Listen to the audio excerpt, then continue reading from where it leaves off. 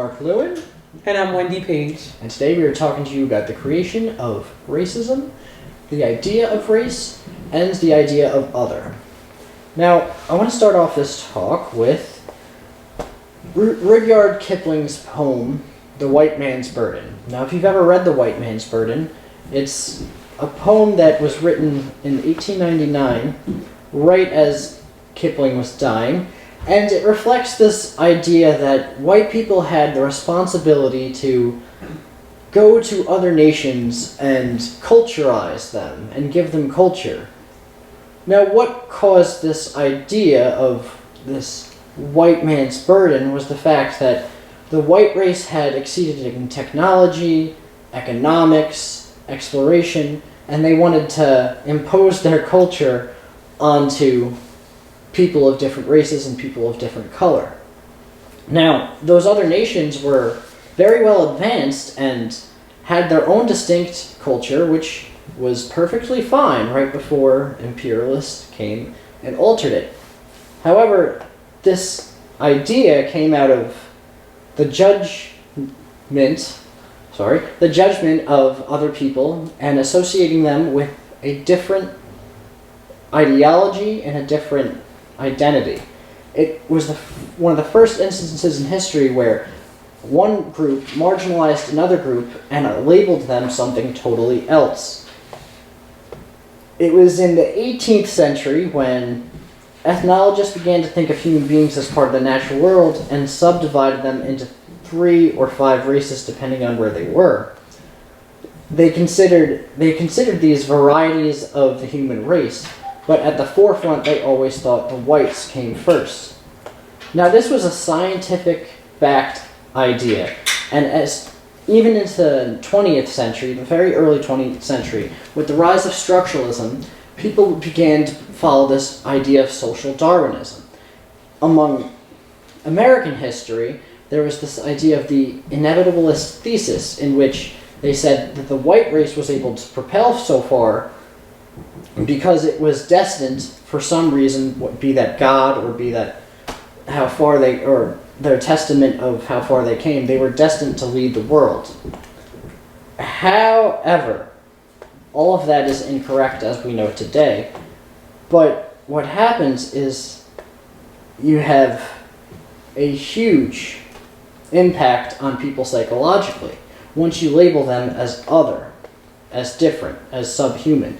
Now, this idea of other is defined as to refer to a person or group of people as being different or distinctly different from oneself. There's huge psychological implications when you do this, as we've seen in history. But I want to talk a little bit about how that idea has evolved within American history. So really quick, slave owners and slave traders and early members of the Virginia colony justified slavery because they thought that these people were other, and they used biblical justification. They believed that people of darker skin color were the disciples of Ham, who was one of Noah's sons, and they justified that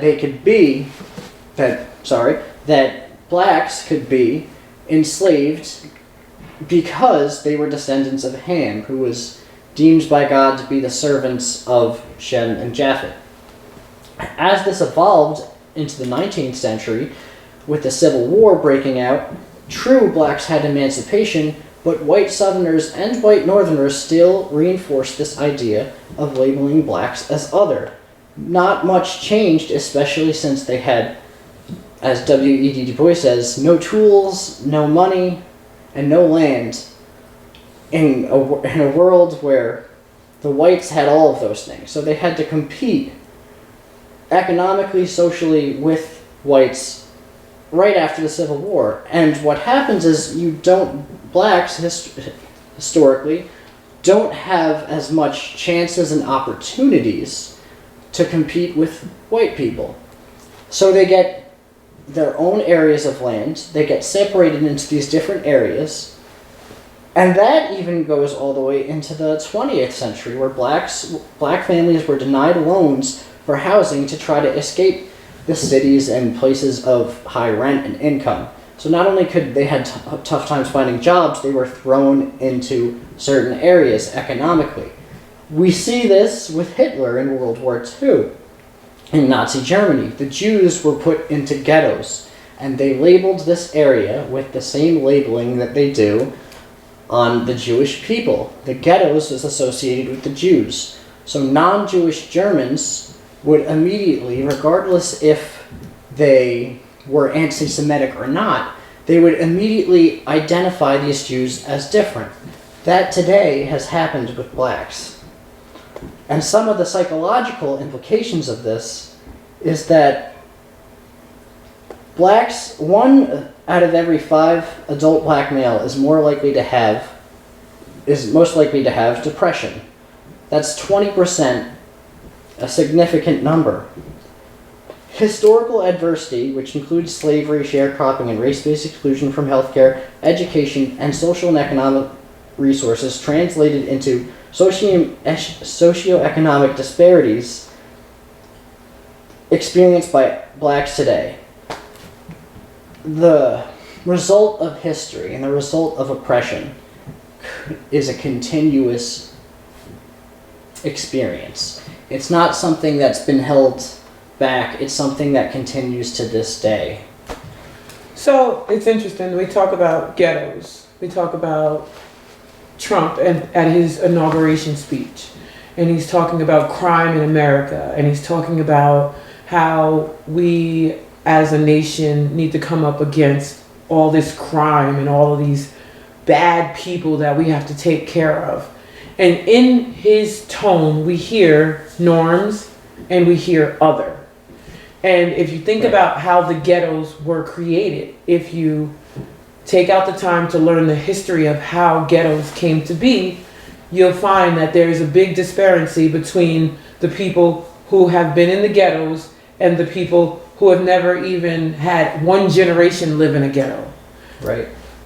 And even today, you have people you could talk about gentrification of the city, and what does it mean when people are trying to move into this high-income area and they're pushing out the people that have already been there, that have identified with there. So it's especially troubling for blacks nowadays that live in areas like Harlem and Brooklyn and that have those family legacies that have lived there their whole life. It's this continuous oppression of being thrown into different places, or places which are not the best to live, places which are high in crime and poverty, not because of their own fault, but because it's the system that oppresses them. So, can you tell us more about gentrification? Because we know that the Indians were pushed to certain areas. Right. We know that African American people were pushed in certain areas. And to have an understanding of what that means for those people and their opportunities and their possibilities, right, and their financial everything about their lives. We know that statistics have shown that where you are raised has a lot to do with where you go in life. Environment has a huge impact, and so with gentrification, it's almost like what happens is just what you said. You have one group, in this case, white people are pushing out people of color, people of different ethnicities, out of these areas which they traditionally lived in, which they were first traditionally pushed into because it was all that they could afford. And these areas early on, the cities were quite dangerous. And to some extent it still is today, but it's this system of white supremacy that causes people to commit crimes. It's people are affected by the environment they're surrounded in. So if you're growing up in an area with gangs, there's a chance, it's not 100% possibility, that you join a gang. Not so much out of, you think it's cool, but out of survival, out of something that it's kill or be killed, and you have to get tough and live in the system. And that's just one of the psychological implications that can affect people. At the same, because of these environments, there was a study done too that black adults living in the city are more likely to have feelings of sadness, hopelessness, and worthlessness rather than the white adults that live in the city. Just because of the environment they live in, the psychological background and history that has occurred within the United States. Mm-hmm. So there's an understanding of, if you take a look at my last sermon from last Sunday, I think it's talking about other. You can take a look at that video to catch up with what we're talking about. But there is an idea of the norm and the other. So the norm is the community in which has the power and has acceptance among themselves. And in the scriptures, in the Bible, we know that if you put someone out of the community, that was to kill them. That was Excommunication. to excommunicate them. So when you have a norm and you say this is the normal people and these are the other people, it creates a path to violence, and it also, it's a word that you like to use, humanization. Dehumanizes, yes. Yeah.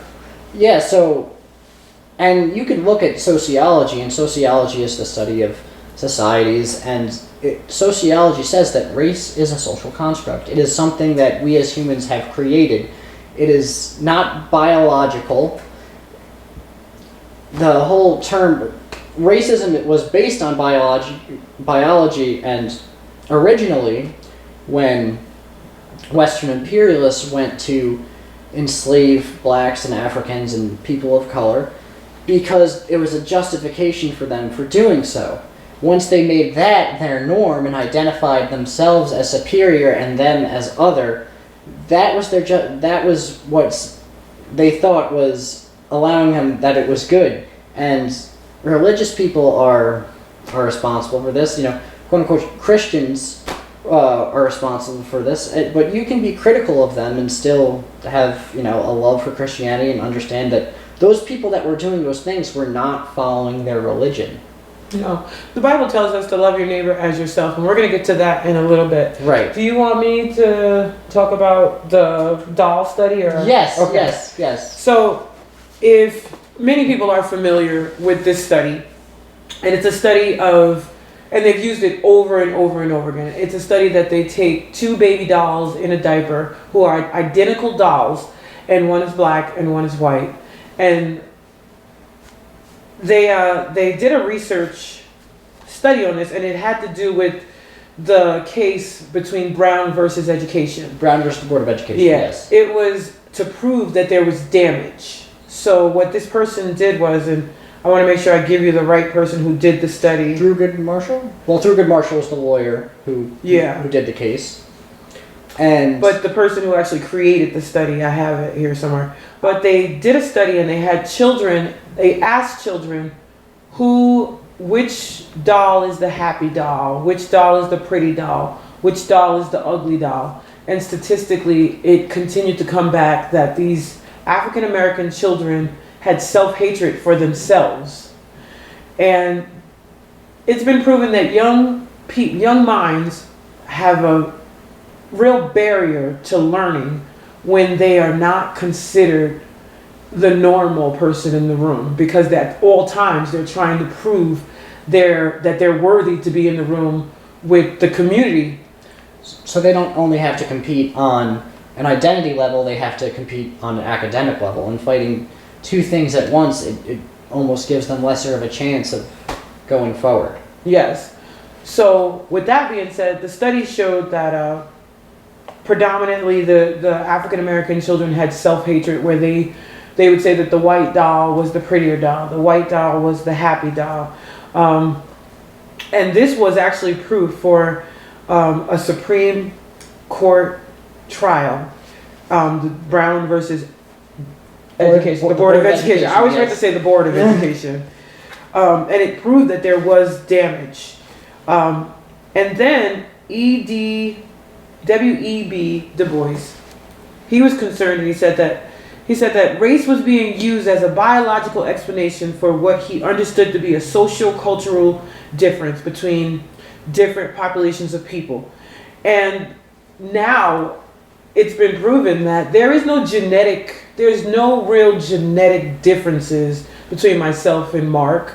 There's no markers that say that all African Americans have this DNA, and there's nothing that separates us from all being human. Right. Whether you believe in the Bible, whether you believe in Hinduism, whether you believe in Buddhism, whether you're an atheist or not, every creation story, religious or non-religious, says that we all came from one. We all came from the same thing. We were not created differently. We were created the same way, and we changed and evolved over time. And that should be the norm.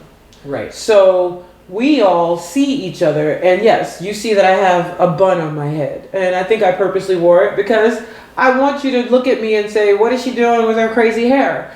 But also, I want you to acknowledge that you're seeing something that you might not be used to seeing. You might think it's pretty, but think about how when we do see each other, there are things that do happen. We experience each other, and it could be negative or positive, whether it be that we associate each other as our norm or not our norm. Now, what we're hoping to do with this video for you today is that we could all start to acknowledge when we experience within ourselves that we perceive that we are seeing other.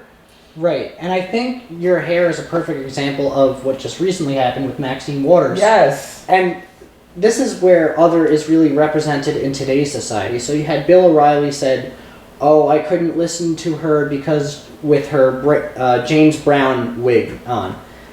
That he is taking no consideration for who she is as a person because he associates her as other. Regardless if he gave an apology, his previous statement classifies Maxine Waters as something different and something out of the norm. Which means you don't have to listen to her or take value in what she's saying or perceive her as yourself or on your level. Yes, perceive her as an equal. Yeah. As an equal. So then there's no need to listen to what she's saying. She's giving a heartfelt message about the history of the oppression in America on African American bodies.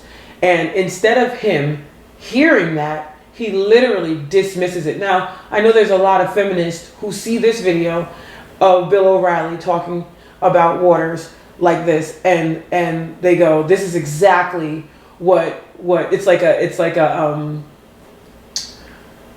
is like a perfect example of what feminism looks like. What sexism looks like. Sorry. Yeah. It is a perfect example of what sexism looks like, but it's also a very good example of what norm and other looks like in our society. Some people will look at that video and they won't think that there's anything wrong with what Bill O'Reilly said. Right. And in fact, they'll just laugh. What we're challenging is we're trying to challenge these norms that people don't really see as other. And our whole point is to express those who've been marginalized and those who've been oppressed, express their voice and shout out their voice. A woman like Maxine Waters has had a remarkable life, a remarkable political career, and here she is, we're 50 years after the civil rights movement, so to say, and you still have black women being oppressed for silenced and put down, put to shame for how they wear their hair naturally. So in my sermon, you can take a look at it. I talked about when I first moved up to a mostly all-white neighborhood, which I love my community here, and I've found that I'm well received by many people here, and some people I'm not received by. And I just recently experienced racism, and it's a normal thing.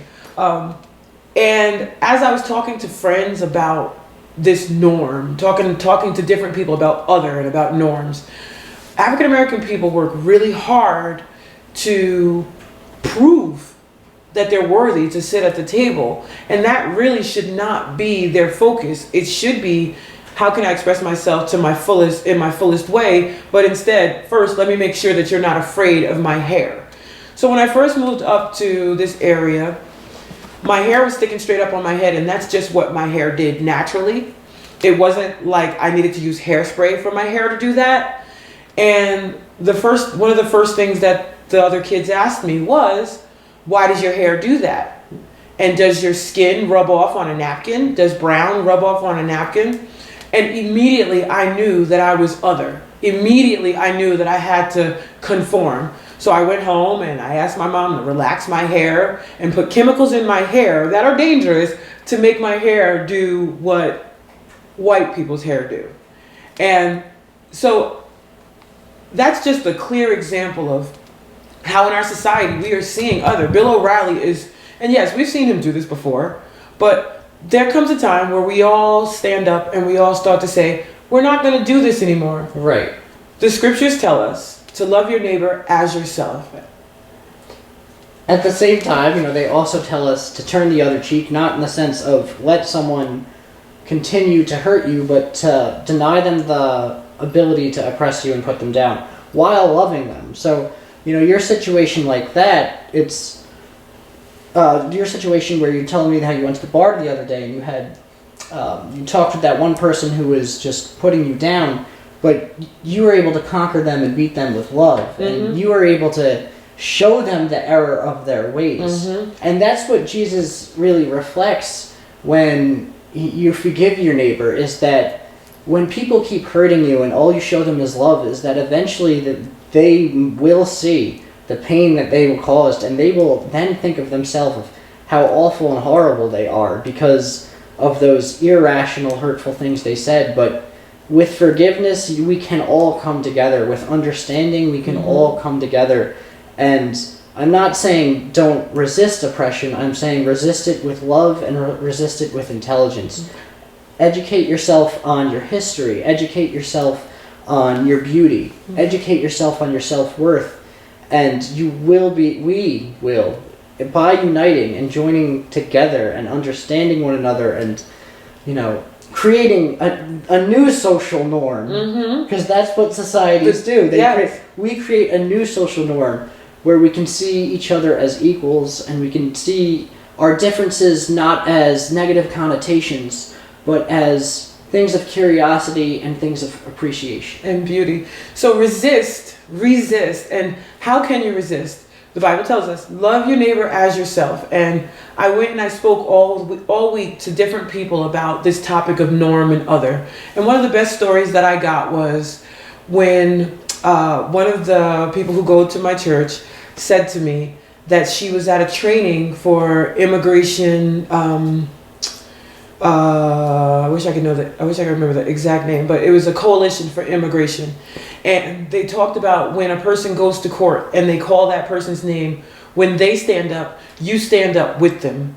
If you went there with them, you stand up with them. And if you can, lay a hand on them and let everyone in the room know that they're a part of your community. Because the norm in a community of love is people who stand in solidarity with each other, and those who have power use their voice to speak to those whom might be still operating in ignorance. It doesn't mean that everybody's going to turn and change and become loving people, right. But what we will do is we won't stand for it. We will resist it by standing in solidarity with those who are oppressed and those who are the most marginalized. So loving your neighbor as yourself. The scripture says, when you fed the poor, you fed me. Jesus said this. When you went to the jail, you came to see me. When we treat others as ourselves and we exercise that in front of those who refuse to do that, we are giving them an opportunity to have a change of heart, the one who refuses. Right. And we're also empowering the oppressed. And that was so beautiful, by the way. I think white Christians especially, you know, those who have this privilege, you know, you might be drawn back to say, you know, well, I don't feel like I'm privileged, but you are, but it's not an attack on you. It's something that you can, it's not an attack at all. It's something that you can use to take down white supremacy. And if you really are afraid of people saying, oh, you're privileged, well, think about how the marginalized and the oppressed are. And if you're a white Christian, you need to wake up. You need to realize that these issues, these problems, these police brutalities, these economic wage gaps between blacks and whites are seriously affecting the psychological and emotional health of your brothers and sisters. Because we are all one God's family, and it is so necessary for us to love each other for who we are. And white Christians, I say this with love, you need to wake up, you need to love You're black, you're Asian, you're Saudi Arabian, you're Middle Eastern. You need to love all people as you love yourself. God bless you. Thank you for joining.